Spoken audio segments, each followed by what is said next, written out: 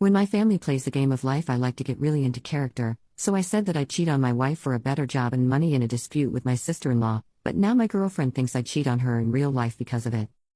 I, 23F, and my girlfriend, 21F, recently went to my family's house for an early Thanksgiving. My family are all amazing cooks and like to assign other people with stuff to bring. I, being a horrid cook, was assigned board games and paper plates. This was my first time being told to bring something and the first time GF would be meeting my parents, so I decided to go all out. Me and GF went out to a local game store and bought a few things. Here's the important bit: I got the game of life. Call me nerdy, but I like the game so much because I roleplay and act as my character in-game. My family likes to join in too, so sometimes it escalates into full-blown improv with a board game. However, I failed to tell my GF that I would be acting. That was definitely my bad.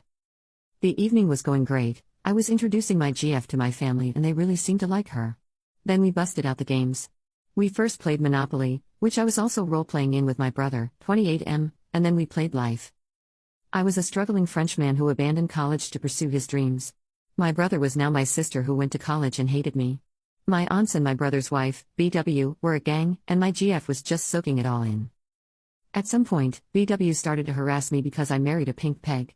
I can't quite remember how it devolved into me saying I'd cheat on the pink peg for more money and a better job, but I'm very aware I said it, and in a very poor French accent at that.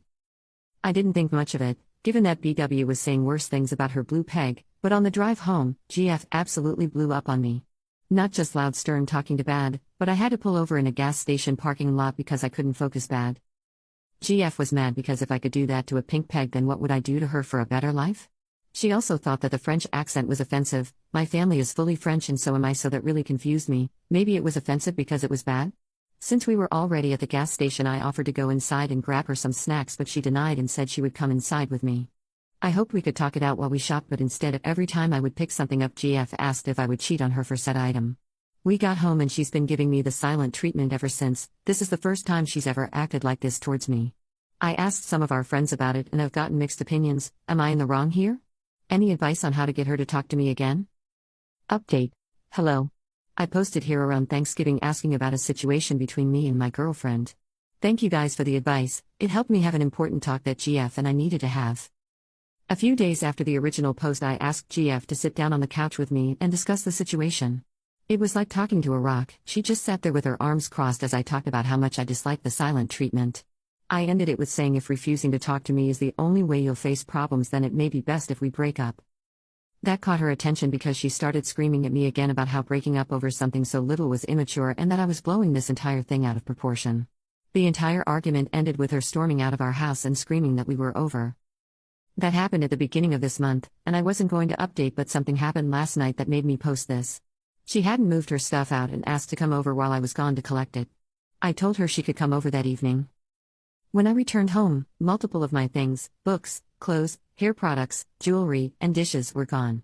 Including my cat, and none of his stuff. I'm so stressed. He's an F1 Savannah cat, and since she's staying at a friend's apartment, I know he has no space and zero enrichment. I'm thankful that he'll tear that place to shreds, but they don't have the means to take care of him and he may be in danger.